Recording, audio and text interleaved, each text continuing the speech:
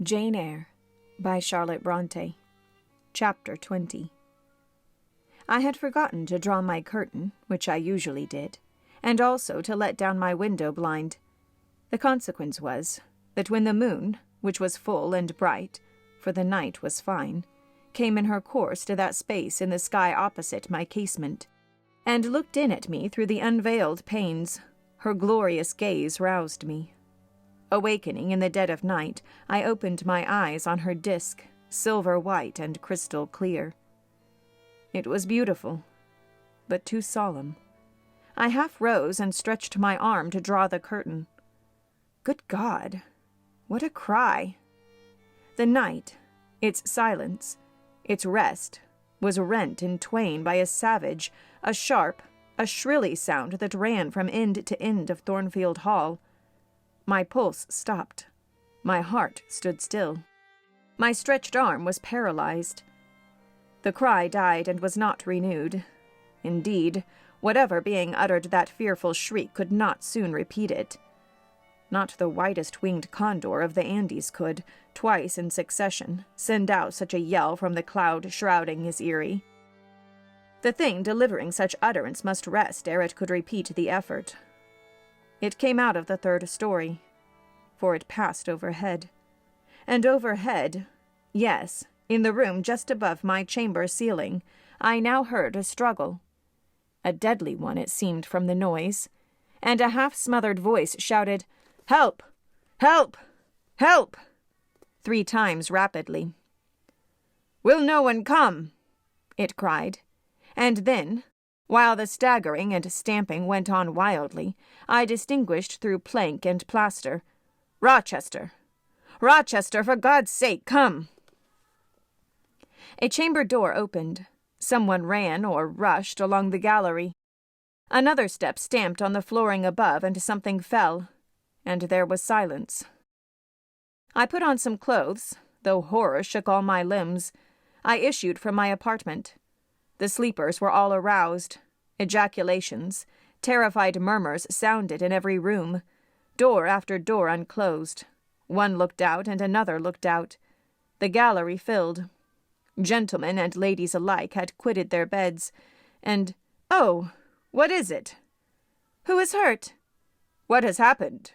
"Fetch a light." "Is it a fire?" "Are there robbers?" "Where shall we run?" was demanded confusedly on all hands. But for the moonlight they would have been a complete darkness. They ran to and fro. They crowded together. Some sobbed. Some stumbled. The confusion was inextricable. "Where the devil is Rochester?" cried Colonel Dent. "I cannot find him in his bed." "Here, here," was shouted in return. "Be composed, all of you. I'm coming." And the door at the end of the gallery opened, and Mr. Rochester advanced with a candle. He had just descended from the upper story. One of the ladies ran to him directly. She seized his arm. It was Miss Ingram. "What awful event has taken place?" said she. "Speak. Let us know the worst at once." "But don't pull me down or strangle me," he replied, for the Misses Eshton were clinging about him now, and the 2 dowagers, in vast white wrappers, were bearing down on him like ships in full sail. "All's right, all's right," he cried. "It's a mere rehearsal of Much Ado About Nothing. Ladies, keep off, or I shall wax dangerous." And dangerous he looked. His black eyes darted sparks. Calming himself by an effort, he added, "A servant has had the nightmare. That is all. She's an excitable, nervous person. She construed her dream into an apparition, or something of that sort, no doubt, and has taken a fit with fright. Now then, I must see you all back into your rooms, for till the house is settled, she cannot be looked after. Gentlemen, have the goodness to set the ladies the example. Miss Ingram, I am sure you will not fail in evincing superiority to idle terrors. Amy and Louisa, return to your nests like a pair of doves, as you are. Mesdames," to the dowagers, "you will take cold to a dead certainty if you stay in this chill gallery any longer." And so, by dint of alternate coaxing and commanding, he contrived to get them all once more enclosed in their separate dormitories. I did not wait to be ordered back to mine, but retreated unnoticed as I had left it. Not, however, to go to bed. On the contrary, I began and dressed myself carefully. The sounds I had heard after the scream, and the words that had been uttered, had probably been heard only by me, for they had proceeded from the room above mine. But they assured me that it was not a servant's dream which had thus struck horror through the house, and that the explanation Mr. Rochester had given was merely an invention framed to pacify his guests. I dressed, then, to be ready for emergencies. When dressed, I sat a long time by the window, looking out over the silent grounds and silvered fields, and waiting for I knew not what. It seemed to me that some event must follow the strange cry, struggle, and call. No. Stillness returned. Each murmur and movement ceased gradually, and in about an hour, Thornfield Hall was again as hushed as a desert. It seemed that sleep and night had resumed their empire. Meantime the moon declined. She was about to set. Not liking to sit in the cold and darkness, I thought I would lie down on my bed, dressed as I was. I left the window and moved with little noise across the carpet. As I stooped to take off my shoes, a cautious hand tapped low at the door. "Am I wanted?" I asked. "Are you up?" asked the voice I expected to hear, viz. My master's. "Yes, sir." "And dressed?" "Yes." "Come out, then, quietly." I obeyed. Mr. Rochester stood in the gallery holding a light. "I want you," he said. "Come this way. Take your time and make no noise." My slippers were thin. I could walk the matted floor as softly as a cat. He glided up the gallery and up the stairs and stooped in the dark, low corridor of the fateful third story. I had followed and stood at his side. "Have you a sponge in your room?" he asked again in a whisper. "Yes, sir." "Have you any salts? Volatile salts?" "Yes." "Go back and fetch both." I returned, sought the sponge on the washstand, the salts in my drawer, and once more retraced my steps. He still waited. He held a key in his hand. Approaching one of the small black doors, he put it in the lock. He paused and addressed me again. "You don't turn sick at the sight of blood?" "I think I shall not. I have never been tried yet." I felt a thrill while I answered him, but no coldness and no faintness. "Just give me your hand," he said. "It will not do to risk a fainting fit." I put my fingers into his. "Warm and steady," was his remark. He turned the key and opened the door. I saw a room I remembered to have seen before, the day Mrs. Fairfax showed me over the house. It was hung with tapestry, but the tapestry was now looped up in one part, and there was a door apparent, which had been then concealed. This door was open. A light shone out of the room within. I heard thence a snarling, snatching sound, almost like a dog quarrelling. Mr. Rochester, putting down his candle, said to me, "Wait a minute," and he went forward to the inner apartment. A shout of laughter greeted his entrance, noisy at first, and terminating in Grace Poole's own goblin "Ha, ha!" She, then, was there. He made some sort of arrangement without speaking, though I heard a low voice address him. He came out and closed the door behind him. "Here, Jane," he said, and I walked round to the other side of the large bed, which, with its drawn curtains, concealed a considerable portion of the chamber. An easy-chair was near the bedhead. A man sat in it, dressed with the exception of his coat. He was still. His head leant back. His eyes were closed. Mr. Rochester held the candle over him. I recognized in his pale and seemingly lifeless face the stranger, Mason. I saw, too, that his linen on one side and one arm was almost soaked in blood. "Hold the candle," said Mr. Rochester, and I took it. He fetched a basin of water from the washstand. "Hold that," said he. I obeyed. He took the sponge, dipped it in, and moistened the corpse-like face. He asked for my smelling bottle and applied it to the nostrils. Mr. Mason shortly unclosed his eyes. He groaned.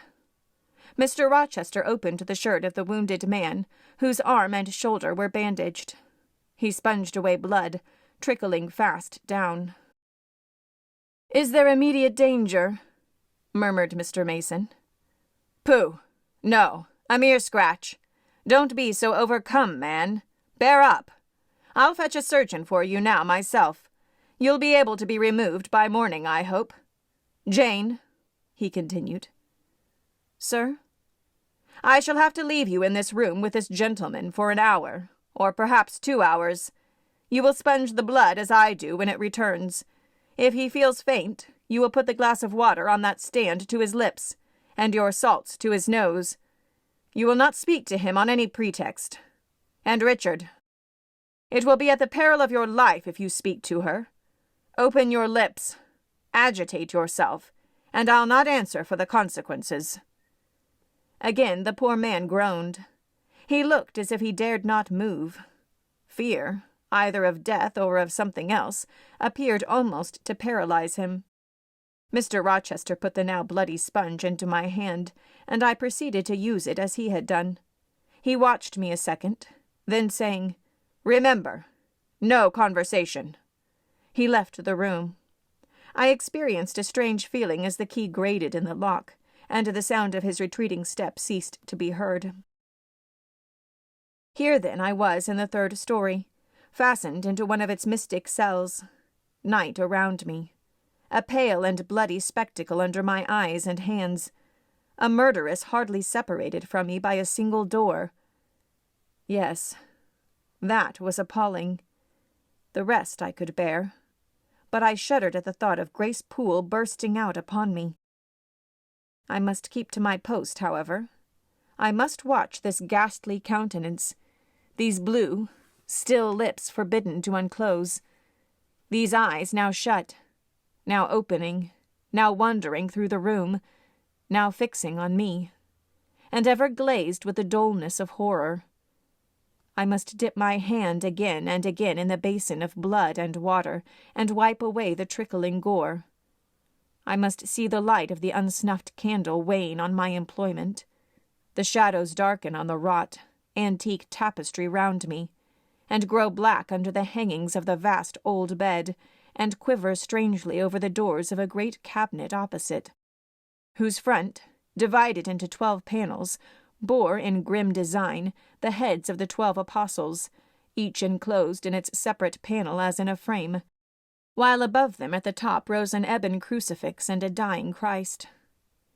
According as the shifting obscurity and flickering gleam hovered here or glanced there, it was now the bearded physician Luke that bent his brow, now St. John's long hair that waved, and anon the devilish face of Judas that grew out of the panel, and seemed gathering life and threatening a revelation of the arch-traitor, of Satan himself in his subordinate's form. Amidst this, I had to listen as well as watch. Listen for the movements of the wild beast or the fiend in yonder side den.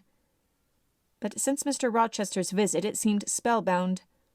All the night I heard but 3 sounds at 3 long intervals. A step creak, a momentary renewal of the snarling, canine noise, and a deep human groan. Then my own thoughts worried me. What crime was this that lived incarnate in this sequestered mansion, and could neither be expelled nor subdued by the owner? What mystery that broke out, now in fire and now in blood, at the deadest hours of night? What creature was it that masked as an ordinary woman's face and shape, uttered the voice, now of a mocking demon, and anon of a carrion-seeking bird of prey? And this man I bent over, this commonplace, quiet stranger, how had he become involved in the web of horror, and why had the fury flown at him? What made him seek this quarter of the house at an untimely season, when he should have been asleep in bed? I had heard Mr. Rochester assign him an apartment below. What brought him here? And why, now, was he so tame under the violence or treachery done him? Why did he so quietly submit to the concealment Mr. Rochester enforced? Why did Mr. Rochester enforce this concealment? His guest had been outraged. His own life on a former occasion had been hideously plotted against, and both attempts he smothered in secrecy and sank in oblivion. Lastly, I saw Mr. Mason was submissive to Mr. Rochester, that the impetuous will of the latter held complete sway over the inertness of the former. The few words which had passed between them assured me of this. It was evident that in their former intercourse, the passive disposition of the one had been habitually influenced by the active energy of the other. Whence then had arisen Mr. Rochester's dismay when he heard of Mr. Mason's arrival? Why had the mere name of this unresisting individual, whom his word now sufficed to control like a child, fallen on him, a few hours since, as a thunderbolt might fall on an oak? Oh, I could not forget his look and his paleness when he whispered, "Jane, I have got a blow. I have got a blow, Jane." I could not forget how the arm had trembled which he rested on my shoulder. And it was no light matter which could thus bow the resolute spirit and thrill the vigorous frame of Fairfax Rochester. "When will he come? When will he come?" I cried inwardly as the night lingered and lingered, as my bleeding patient drooped, moaned, sickened. And neither day nor aid arrived. I had again and again held the water to Mason's white lips, again and again offered him the stimulating salts. My efforts seemed ineffectual. Either bodily or mental suffering, or loss of blood, or all three combined, were fast prostrating his strength. He moaned so, and looked so weak, wild and lost, I feared he was dying, and I might not even speak to him. The candle, wasted at last, went out. As it expired, I perceived streaks of grey light edging the window curtains. Dawn was then approaching. Presently I heard Pilot bark far below, out of his distant kennel in the courtyard. Hope revived. Nor was it unwarranted. In 5 minutes more the grating key, the yielding lock, warned me my watch was relieved. It could not have lasted more than 2 hours. Many a week has seemed shorter. Mr. Rochester entered, and with him the surgeon he had been to fetch. "Now, Carter, be on the alert," he said to this last. "I give you but half an hour for dressing the wound, fastening the bandages, getting the patient downstairs and all." "But is he fit to move, sir?" "No doubt of it. It is nothing serious. He is nervous. His spirits must be kept up. Come, set to work." Mr. Rochester drew back the thick curtain, drew up the Holland blind, let in all the daylight he could, and I was surprised and cheered to see how far dawn was advanced, what rosy streaks were beginning to brighten the east. Then he approached Mason, whom the surgeon was already handling. "Now, my good fellow, how are you?" he asked. "She's done for me, I fear," was the faint reply. "Not a whit. Courage! This day fortnight you'll hardly be a pin the worse of it.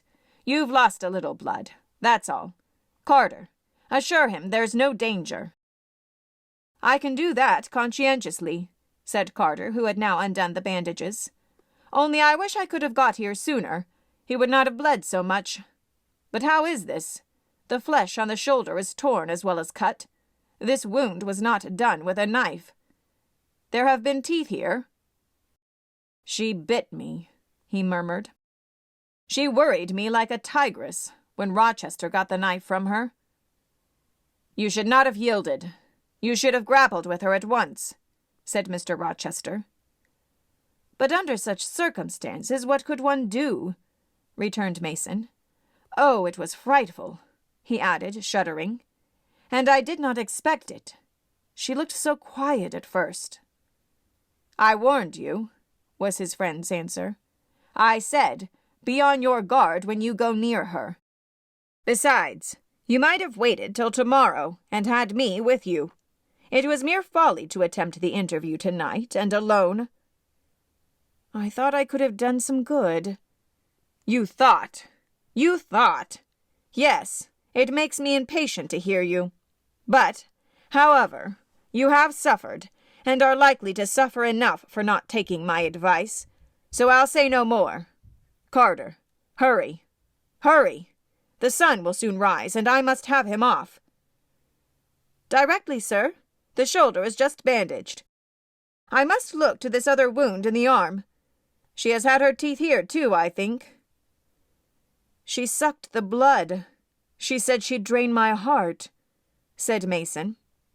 I saw Mr. Rochester shudder.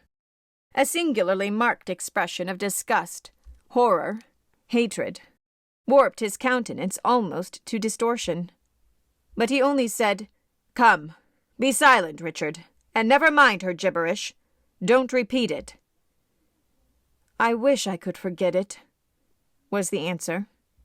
"You will when you are out of the country.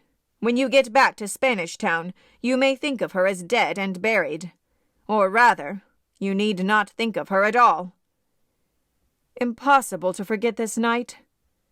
"It is not impossible. Have some energy, man. You thought you were as dead as a herring 2 hours since, and you are all alive and talking now. There. Carter has done with you, or nearly so. I'll make you decent in a trice. Jane." He turned to me for the first time since his re-entrance. "Take this key. Go down into my bedroom, and walk straight forward into my dressing-room. Open the top drawer of the wardrobe and take out a clean shirt and neck handkerchief. Bring them here, and be nimble." I went, sought the repository he had mentioned, found the articles named, and returned with them. "Now," said he, "go to the other side of the bed while I order his toilet. But don't leave the room. You may be wanted again." I retired as directed. "Was anybody stirring below when you went down, Jane?" inquired Mr. Rochester presently. "No, sir. All was very still." "We shall get you off cannily, Dick, and it will be better, both for your sake and for that of the poor creature in yonder. I have striven long to avoid exposure, and I should not like it to come at last. Here, Carter, help him on with his waistcoat. Where did you leave your furred cloak? You can't travel a mile without that, I know, in this damned cold climate. In your room? Jane, run down to Mr. Mason's room. The one next mine, and fetch a cloak you will see there." Again I ran, and again returned, bearing an immense mantle lined and edged with fur. "Now, I've another errand for you," said my untiring master. "You must away to my room again. What a mercy you are shod with velvet, Jane. A clod-hopping messenger would never do at this juncture. You must open the middle drawer of my toilet table and take out a little phial and a little glass you will find there. Quick." I flew thither and back, bringing the desired vessels. "That's well. Now, doctor, I shall take the liberty of administering a dose myself, on my own responsibility.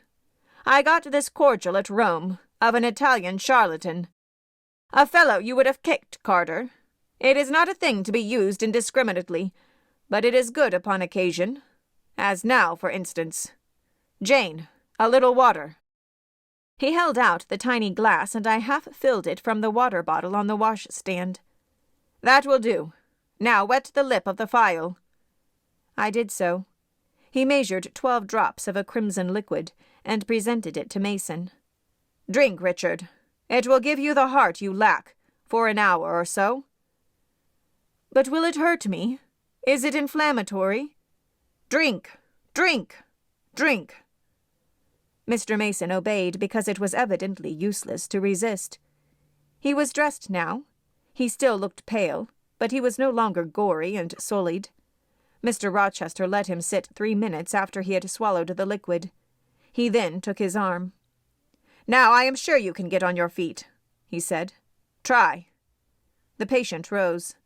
"Carter, take him under the other shoulder. Be of good cheer, Richard. Step out. That's it." "I do feel better," remarked Mr. Mason. "I am sure you do. Now, Jane, trip on before us away to the back stairs, unbolt the side passage door, and tell the driver of the post-chaise you will see in the yard, or just outside, for I told him not to drive his rattling wheels over the pavement, to be ready. We are coming. And Jane, if anyone is about, come to the foot of the stairs and hem." It was by this time 5:30, and the sun was on the point of rising, but I found the kitchen still dark and silent. The side passage door was fastened. I opened it with as little noise as possible. All the yard was quiet, but the gates stood wide open, and there was a post-chaise with horses ready harnessed, and drivers seated on the box, stationed outside. I approached him, and said the gentlemen were coming. He nodded, and then I looked carefully round and listened. The stillness of early morning slumbered everywhere. The curtains were yet drawn over the servants' chamber windows.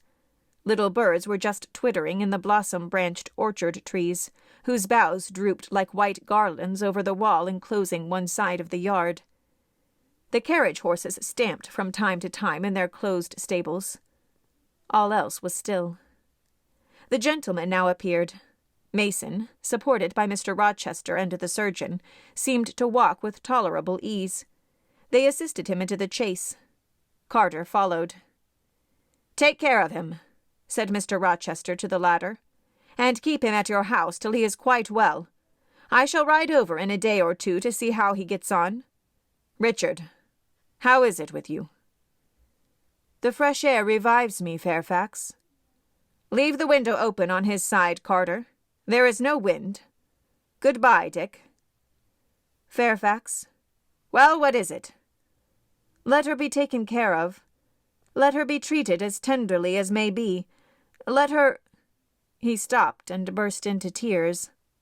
"I do my best, and have done it, and will do it," was the answer.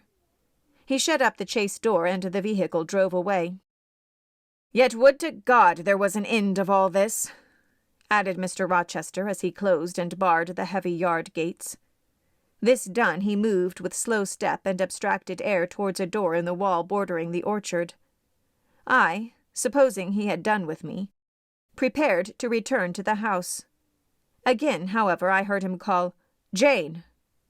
He had opened the portal and stood at it, waiting for me. "Come where there is some freshness for a few moments," he said. "That house is a mere dungeon. Don't you feel it so?" "It seems to me a splendid mansion, sir." "The glamour of inexperience is over your eyes," he answered, "and you see it through a charmed medium. You cannot discern that the gilding is slime, and the silk draperies cobwebs, that the marble is sordid slate, and the polished woods mere refuse chips and scaly bark. Now here," he pointed to the leafy enclosure we had entered, "all is real, sweet, and pure."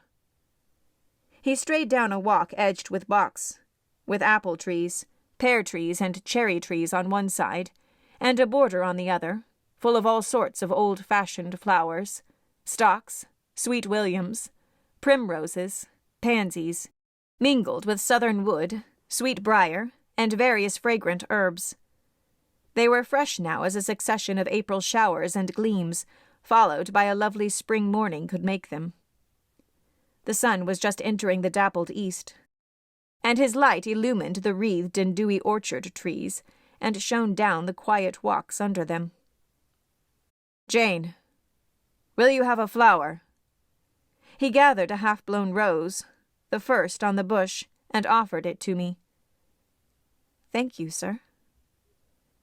"Do you like this sunrise, Jane? That sky with its high and light clouds which are sure to melt away as the day waxes warm. This placid and balmy atmosphere." "I do, very much." "You have passed a strange night, Jane."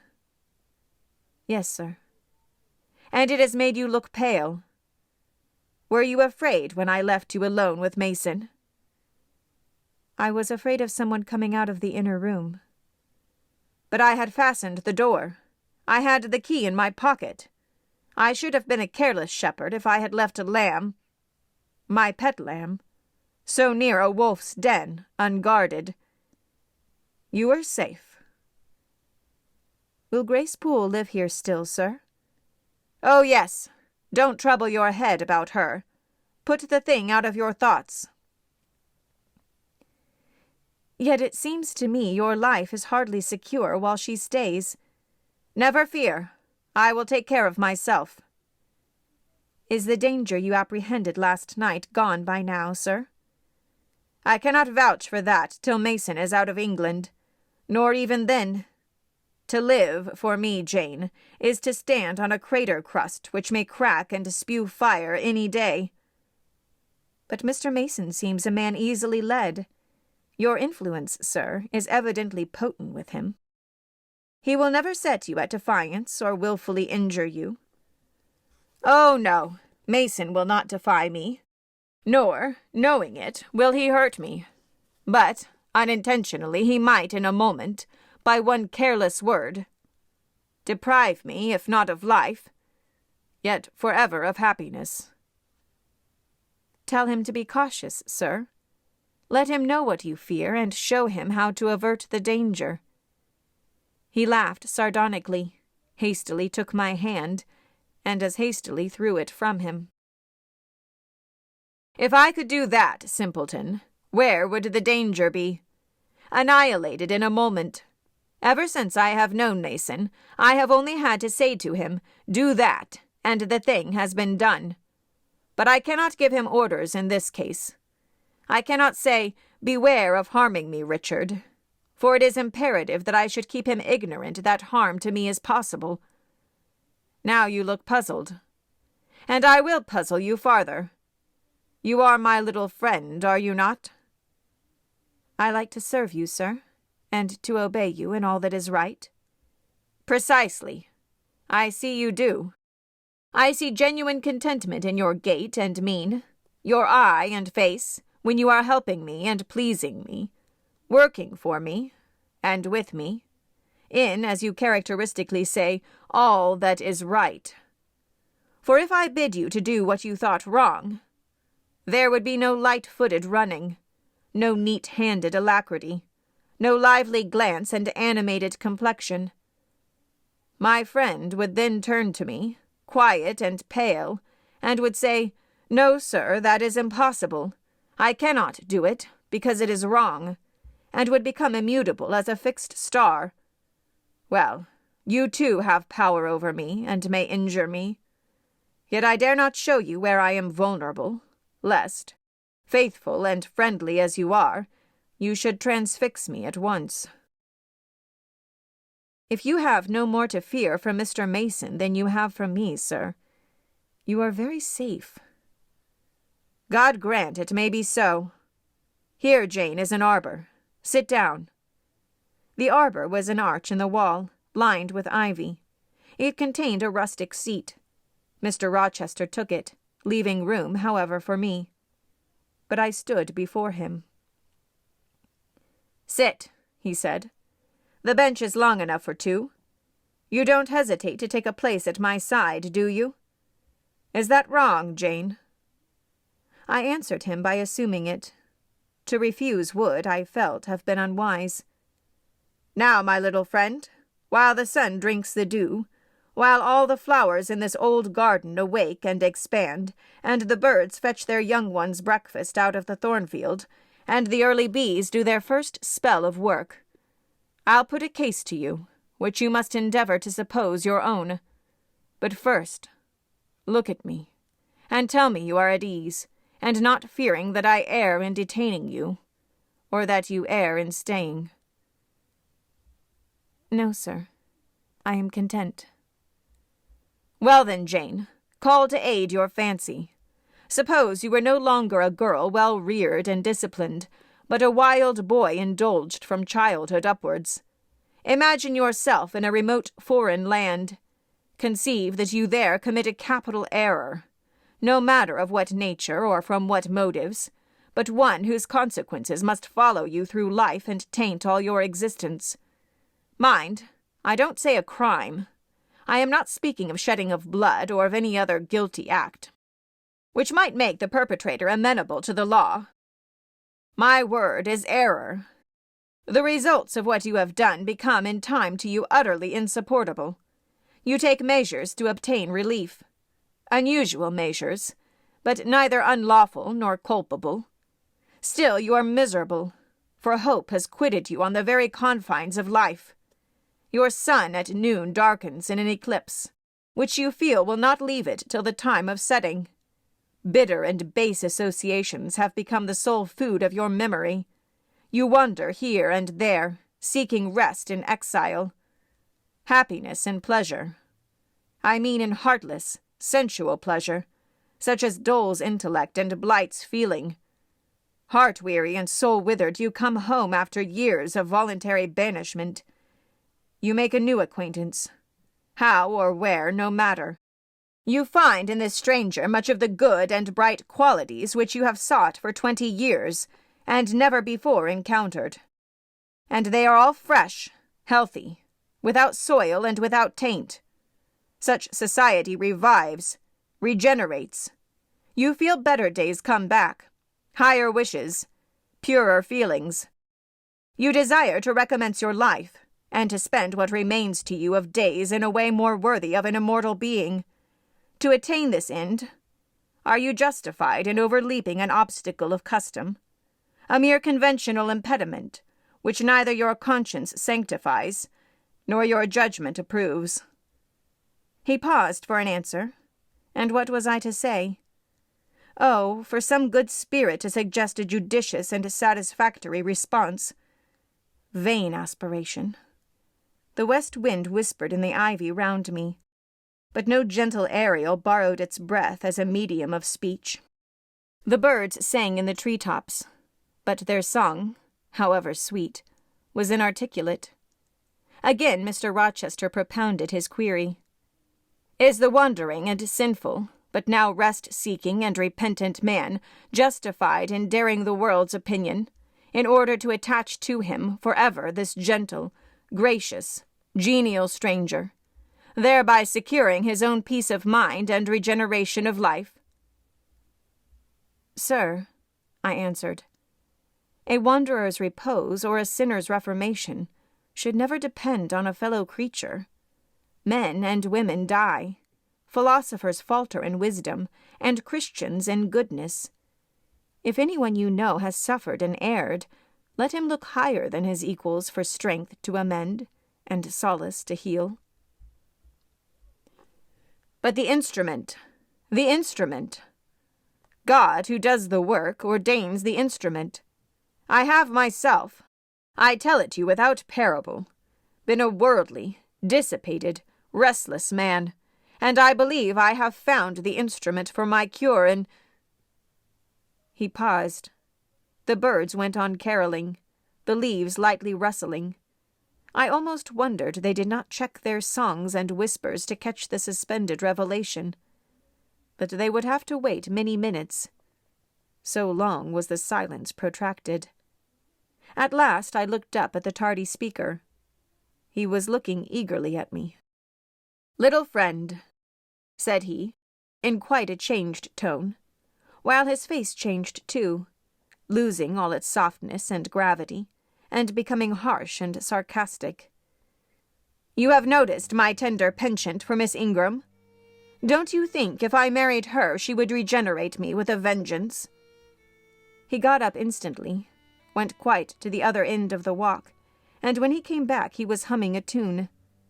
Jane, said he, stopping before me. "You are quite pale with your vigils. Don't you curse me for disturbing your rest?" "Curse you? No, sir." "Shake hands in confirmation of the word. What cold fingers!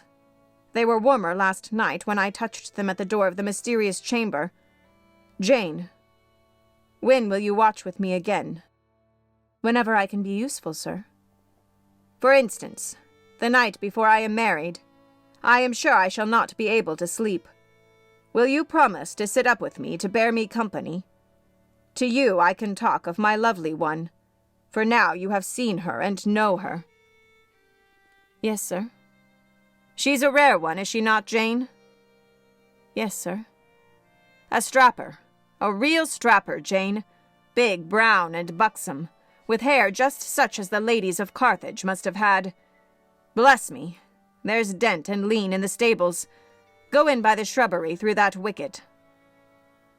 As I went one way, he went another, and I heard him in the yard saying cheeringly, "Mason got the start of you all this morning.